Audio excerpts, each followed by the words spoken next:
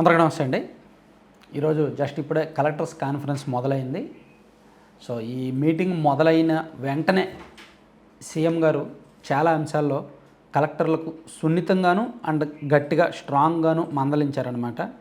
చాలా అంశాల మీద కలెక్టర్ల మీద సీఎం గారు సీరియస్ అయ్యారు. అందులో ఫస్ట్ ఒకటేంటంటే ఈ కల్తీపాల ఘటన ఉంది కదా రాజమండ్రిలో, అదొకటిను. అలాగే బాణాసంచ పేలుడు ఉంది కదా కాకినాడ జిల్లాలో, అటువంటి ఇన్సిడెంటు ఇంకా రాష్ట్ర వ్యాప్తంగా అక్కడక్కడ జరిగిన చెదురుమదురు ఘటనలన్నీ చూసుకొని అసలు కలెక్టర్లు ఏం చేస్తున్నారు మీరు? అసలు బాణాసంచ కేంద్రాలు ఎక్కడెక్కడ ఉన్నాయో దాన్ని తనిఖీ చేయాల్సిన పని లేదా? అలాగే ఈ పాల కల్తీ ఏంటి? సో జిల్లా కలెక్టర్లుగా మీరు బాధ్యతలు సరిగ్గా ఉండకపోతేనే, మీ పనితీరు బాగోకపోతేనే ఇటువంటివి జరుగుతాయి. సో అంటే కలెక్టర్లు నేను ఎప్పటికప్పుడు చెప్తున్నాను కదా, మీరు ఫీల్డ్కి వెళ్ళాలి అని. మీరు ఎవరు ఫీల్డ్కి వెళ్ళట్లేదు, అందుకే ఇటువంటి లోపాలు బయటకు వస్తున్నాయి, ప్రభుత్వానికి చెడ్డ పేరు వస్తుంది అని చెప్పి ఒకంత సున్నితంగా మందలించారు అండ్ గట్టిగాను మందలించారు. సో ప్రజల ప్రాణాలు లెక్క చేయకుండా ఎవరు వ్యవహరించినా సరే కఠినంగా ఉంటాము. నీరు కలుషితం అవుతుంది, చాలా చోట్ల ప్రభుత్వ హాస్టల్స్లో కూడా సరైన నీళ్ళు రావట్లేదు. సో మీరందరూ ఏం చేస్తున్నారు అని చెప్పి అండ్ ఎక్కడికక్కడ అతిసార కేసులు అండ్ ఫుడ్ క్వాలిటీ లేకపోవడము, ఈ ఇన్సిడెంట్లు అన్నీ ఒక 10 ఇన్సిడెంట్లు వరుసగా చదువుకుంటూ వెళ్ళి వాళ్ళకి డైరెక్ట్గాను ఇండైరెక్ట్గాను సున్నితంగా క్లాస్ స్పీకర్ అనమాట. నిబంధనలకు విరుద్ధంగా బాణాసంచ తయారు చేస్తుంటే మీరు ఏం చేస్తున్నారు? సో కలెక్టర్లు కనీసం నెలలో 8 రోజులు, వారంలో 2 రోజులు క్షేత్రస్థాయిలో పర్యటించాల్సిందే. మీరు ఏ రోజు ఎక్కడెక్కడికి వెళ్ళారో ఆ రోజు సాయంత్రం కల్లా సీఎం ఒక రిపోర్ట్ పంపించాలి.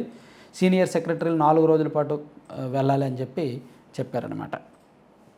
అలాగే ప్రభుత్వం పనిచేసేది బిలియనియర్లు ట్రిలియనియర్ల కోసం కాదు, పేదల కోసం పనిచేస్తుంది. సో నేను ప్రతి నెల కొన్ని కార్యక్రమాల కోసం గ్రౌండ్లోకి వెళ్తున్నప్పుడు మీరు ఎందుకు వెళ్ళలేకపోతున్నారు, మీరు ఎందుకు గ్రౌండ్కి వెళ్ళలేకపోతున్నారు అని అన్నారు. మహిళా సంఘాలు తయారు చేసే ఉత్పత్తులు స్వయం బ్రాండ్తో మార్కెట్ అయ్యేలా దృష్టి పెట్టాలి.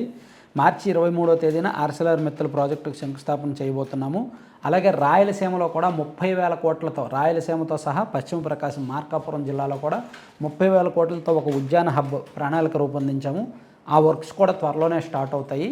2028 డిసెంబర్ నాటికి ఆ వర్క్స్ పూర్తి చేయాలి. అండ్ రాష్ట్ర వ్యాప్తంగా ప్రతి గ్రామానికి రోడ్లు, మౌలిక సదుపాయాల కల్పన అండ్ ప్రతి ఇంటికి కుళాయిలు ఇవ్వడం, జల్ జీవన్ మిషన్ పూర్తి చేయడం, ఆ పనులు ఇది కూడా కలెక్టర్ల బాధ్యత తీసుకోవాలి. 2028 డిసెంబర్ మనకు డెడ్లైను అని కూడా సీఎం గారు చెప్పారు. 2028 డిసెంబర్ ఎందుకు డెడ్లైన్ అంటే ఆ తర్వాత పొలిటికల్ సీజన్ వచ్చేస్తుంది, ఎలక్షన్ సీజన్ వచ్చేస్తుంది. సో రిజల్ట్ చూపించాలి.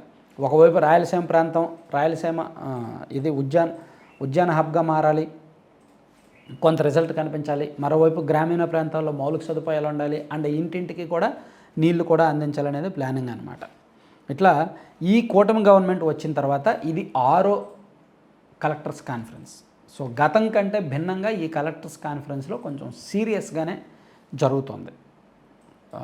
అండ్ డ్రగ్స్ విషయంలో, గంజాయి విషయంలో, వ్యవసాయం, పరిశ్రమలు, సేవల రంగంలో కూడా మెరుగుపడాలి, రాష్ట్ర స్థూల ఉత్పత్తి, ఇలా ఈ అంశాలన్నింటిలో కూడా మాట్లాడారనమాట.